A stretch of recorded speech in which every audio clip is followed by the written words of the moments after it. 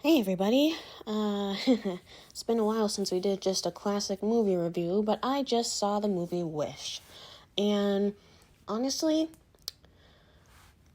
I was pleasantly surprised, but I mean, if you look at YouTube videos right now, honestly, if you look just at the titles, because of course I didn't actually click on any reviews because I didn't want to spoil myself, but the thing is that the titles of reviews I've seen on YouTube have been very troubling, honestly. They've been oddly negative, and that made me go into this film with actually a very, very tentative and timid nature, because honestly, I was expecting it to be bad. I was expecting, because of the titles of the reviews I saw, that this was going to be a really mediocre film at best. And the thing is that honestly, no. I really enjoyed this movie, but the thing is that I get the feeling, keep in mind I haven't actually watched any reviews yet, but I get the feeling that people are just being overly hard on this film just because it's modern Disney. Don't get me wrong. I don't like a lot of things that Disney has done in the past couple of years. Modern Disney has a lot of problems, but does that mean we have to rip everything they do to shreds even if it's not that bad? I honestly don't think so. But that's just my personal opinion. But let's get into actually talking about the film. So, honestly, with how this movie was formatted, I like that it stayed really close to the setting. There was no grand adventure in terms of daring to venture outside of the kingdom or trying to make it bigger than it needed to be. I like that it stayed close to home. This is obviously a love letter to Disney films in general. Anyone who's trying to treat this movie specifically as something that is standalone in the Disney lineup, that's kind of ridiculous. Because honestly, this is clearly just a celebration of the core of Disney. Disney at its purest, if you will. Because the thing is that honestly, with how the songs are structured, with how the plot is structured, with all the references they made, it was clear that they were trying to make a movie that encompasses the best parts of Disney. Is it predictable? Yes. Is it not exactly groundbreaking in a lot of ways? Yes. But the thing is that it didn't need to be, because this is a love letter to Disney. This film is a love letter to Disney. It doesn't, so many people are probably being hard on this film specifically because of the fact that they think that every single Disney movie needs to be this groundbreaking masterpiece or else it's trash. And while that's an unrealistic standard for any studio, honestly, the thing is that it's particularly bad with Disney because of the fact that, yes, it's gotten a bad reputation as of recently, but also simply because of the fact that since old school Disney had such a good track record in terms of quality, now everyone thinks that anything that isn't super reminiscent of that time is really bad and deserves to be ripped to shreds.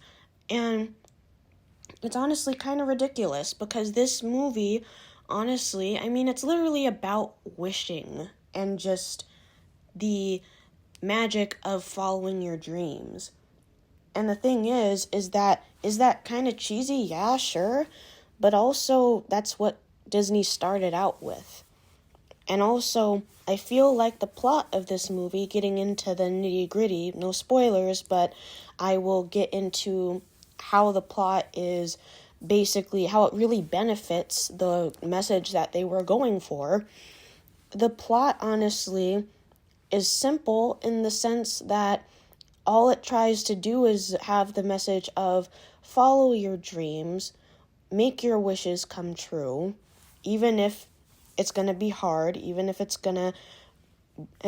that wish might come true in the exact way you want it to. And that's a good message. And the plot specifically supports this message by having its characters be very grounded in the sense that their wishes are definitely part of who they are and their personalities, but it's not something that specifically is their entire character. People specifically look at things like wishes and think they're just something they're just pipe dreams. They're just something that is unattainable these days. And it's hard not to feel that way because honestly, I mean, especially depending on where you're living and what your circumstances are, it's easy to just give up. But the story of this film that follows our Disney princess Asha specifically shows that the story of a wish in general is not something that's always linear. There's going to be ups and downs. Just like in the plot of this movie, Asha struggles in a lot of different ways, and a lot of characters surprisingly get very upset with her right from the get-go. And that's a nice surprise, actually. Not everyone is always on her side from the get-go, and there's just a third act breakup where everyone turns on her. That's not how this movie goes. And that was really refreshing to see. Sorry if this is a bit rambly, but I really wanted to get all my thoughts out while things were still fresh in my mind. And honestly, seeing this movie in theaters, I didn't see it in 3D or anything, but honestly, it was a really nice experience. There were some, maybe I'm just a wuss, but there were some moments that made me flinch with the loudness and suddenness of them. There were moments that felt really, really grand to me in terms of the song numbers, and the soundtrack is actually really nice.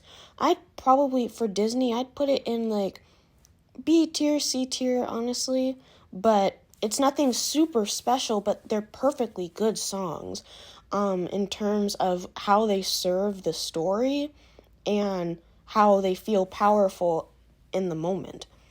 Getting into characters specifically, I loved Asha. I know so many people these days see a female character act any way that is considered to be fun-loving or not stereotypically timid, and then they just label her as, oh, it's another quirky girl, and then they just move on, and then they refuse to go any deeper when it comes to analyzing said character.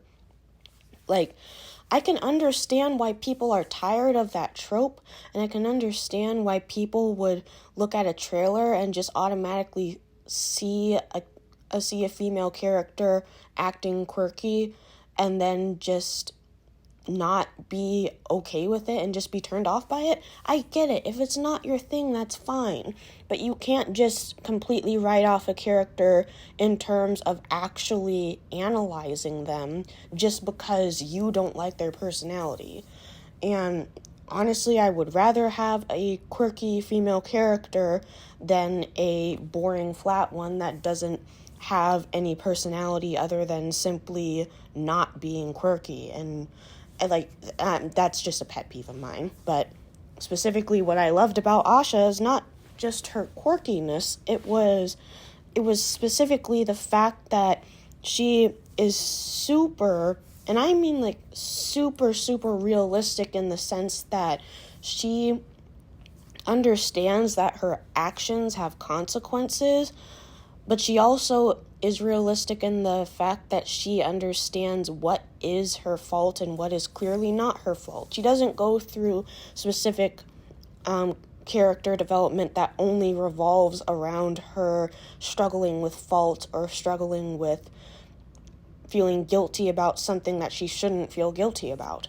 That's honestly really nice to see in a Disney princess, because so many other Disney princesses, usually their story is overcoming a sense of guilt or a sense of fixing a mistake specifically that was never really their fault to begin with. I mean, think about Rapunzel, think about Cinderella. Those two characters specifically were in terrible family situations, but still felt limited by it and felt like it was their responsibility specifically to keep things the way they were or follow their dreams in a way that still makes everyone happy. While Asha, on the other hand, is very independent in the sense that she has her own thoughts and is able to reason with them. She still has feelings that are conflicting, but it's very nice to see a Disney princess that is firm in her beliefs. In terms of that doesn't really change throughout the film. Yes, she changes her tactics on how she interacts with people and the choices that she makes, but specifically it's not something where there's no huge self-realization. It's only specifically revolving around her realizing stuff that she didn't know before about her circumstances. And it didn't have a huge mindset change, which I'm sure some people will say is a weakness, but it also is something that was very, in my opinion, it was very refreshing to see a character that was so confident in herself.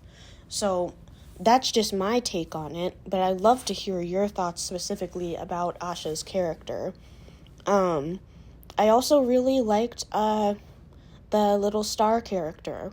The star character, obviously, plushies and merchandise, but it actually had a personality. It wasn't just there just to be cute.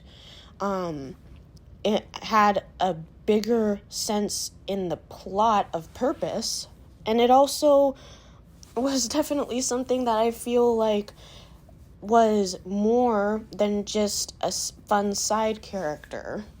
That gets into spoiler territory, which, if you guys like this review, I will do a spoiler review of this. But I really liked the purpose that the star character had in this. And we can't end this review without talking about the villain. We obviously knew from the trailers that the king, what's his name?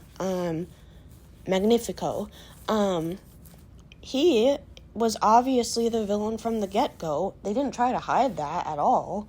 And excuse me, sorry, drunk a lot of Sprite. But it was obvious from the get-go, and they didn't try to hide it. And specifically with the story, the only plot hole I found in the story is there's not really an origin for him. We get a very brief hint about it, but it's never really fleshed out, and that was a little disappointing. But honestly, I kind of like what they tried to do with it in terms of the film basically saying, yeah, it doesn't matter what you went through, actually. There was no excuse for what you did in the film in terms of the people you hurt. That's actually kind of bold, in my opinion, to have in a Disney movie. We might get more information on him later, in terms of going more in depth, because the intro exposition briefly goes over his story, but it never really comes back in any way in the plot. But the thing is that, like I said before, it kinda doesn't matter considering what he does. Again, spoiler territory, but if you've seen it, you know exactly what I'm talking about. I liked the fact that he was a villain that specifically was corrupted in a way that we could see the loss of innocence get worse and worse throughout the film. I really liked that he wasn't completely over-the-top evil from the beginning. Good people can become villains, and villains can become good people. And just like the possibility that good people can do bad things and bad people can do good things, something that a lot of people are not willing to acknowledge. And I also really like the fact that this villain was definitely the type of villain that was not afraid to be violent. A lot of times, it was violence in a way that was, yes, magical, but it was also in a way that actually felt threatening, other than the fact that I feel like a lot of recent Disney villains, whether it be in movies or specifically in Disney Channel shows, a lot of villains specifically will, yes, be threatening in the sense that they're gonna end the world or whatever, but the thing is that what they'll usually do, like, take Raya and The Last Dragon, for instance.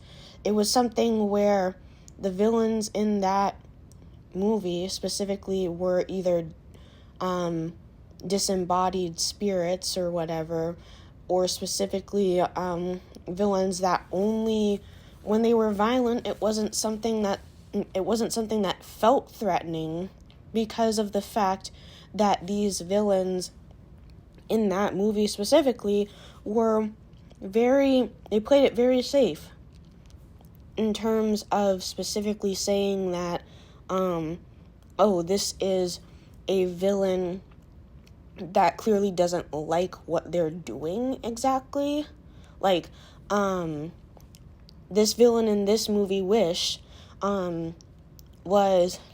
he says the line, "I didn't want to do this," but he clearly kind of did. Simply because of the fact that context clues lead to it, but also the fact that literally it was something that Disney was putting their foot down in the story in terms of saying this is a villain that specifically wants power and is not actually afraid to use it in any way that they see fit. So, I mean, I could go into a lot of different analysis stuff with that, but I think you guys get what I'm saying. Maybe I might do a Disney villains video, but that's all I want to say for now. I also loved a lot of the side characters, except for that one guy that was a total asshole the whole time, but I think you guys know who I'm talking about. But specifically, yeah, I really liked it. My favorite song, honestly, that's probably a tie between the one where all the animals sing and the one where Asha is singing about this wish. You guys know what I'm talking about. I have to actually look at the soundtrack because I haven't memorized the titles of the songs yet. But yeah, other than that, I'm going to sign off. This was my review as Rock Candy for the movie Wish. Hope you guys enjoyed it, and please start discussions in the comments. Thank you. Bye-bye.